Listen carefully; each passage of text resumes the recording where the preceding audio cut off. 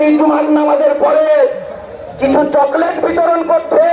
লোক বলছে কিসের জন্য চকলেট বিতরণ করছে? তিনি বলছেন নামাজ যতগুলো ছেলে ছিল প্যালেস্টাইনকে স্বাধীন করবার জন্য, বাইতুল মুকাদ্দাসকে মুক্ত করবার জন্য আমার সমস্ত ছেলে শহীদ হয়ে গেছে, খুশিতে আমি চকলেট বিতরণ করছি। তাই আজকে জমিয়ত উলামা হিন্দের নেতৃত্বে যতগুলো এজেন্ডা নিয়ে এসছি আমরা জানাতে চাচ্ছি।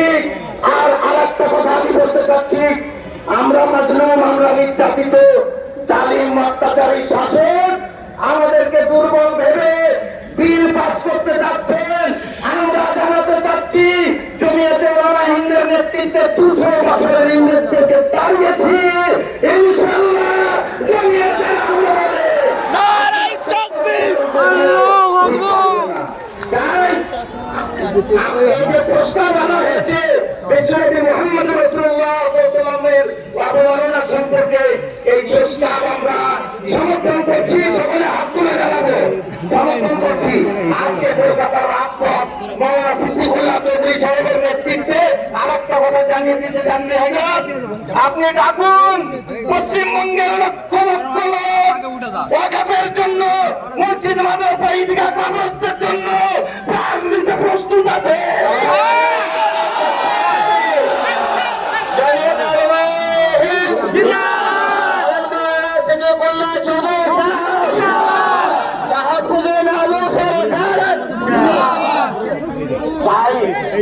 আপনারা আমাদের সঙ্গে ইনশাআল্লাহ থাকবেন, ইনশাআল্লাহ থাকবেন। আমরা যে কোনো পরিস্থিতিতে জমিয়তের নেতৃত্বে হযরত মাওলানা সিদ্দিকুল্লাহ চৌধুরী সাহেবের নেতৃত্বে আগামীতে বড় আন্দোলন ইনশাআল্লাহ আরো বৃহত্তর আন্দোলন করব। এবং যারা স্বপ্ন দেখছে আমরা 200 বছরের রাজত্ব শেষ করেছি, ইনশাআল্লাহ আমরা সে রাজত্ব শেষ করবো ইনশাআল্লাহ। এই প্রস্তাব এবং সমর্থনের পরে আজকের এই সমাবেশের অত্যন্ত গুরুত্বপূর্ণ দ্বিতীয় প্রস্তাব ওয়াকফ বিলের উপরে 2024 সালের ওয়াকফ বিল।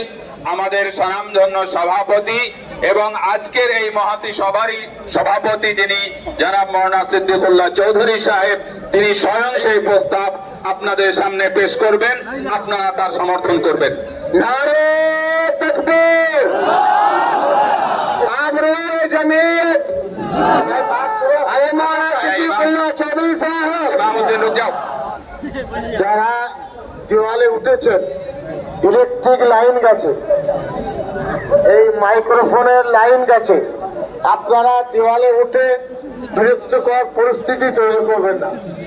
কোন সময় শর্ট সার্কিট হয়ে গেলে বিপদ হবে। আপনারা ওখান থেকে নেমে সামনে আসুন, দেওয়ালে বাচ্চা লোক, এই দেওয়ালে দাঁড়াবে না তোমরা, এই ভারতী ফটো যাচ্ছে, চলো। نحمده ونصلي على رسوله الكريم أما بعد قال الله تعالى في القرآن الحكيم بسم الله الرحمن الرحيم تعاونوا على البر والتقوى ولا تعاونوا على الإثم والعدوان وقال النبي صلى الله عليه وسلم يد الله على الجماعة وقال أيضا من رأى منكم منكرا فليغيره بيده وإن لم يستطع فبلسانه فإن لم يستطع فبقلبه أو كما قال صلى الله عليه وسلم صدق الله العظيم وصدق رسوله النبي الكريم اللهم صل على محمد وعلى آل محمد كما صليت على إبراهيم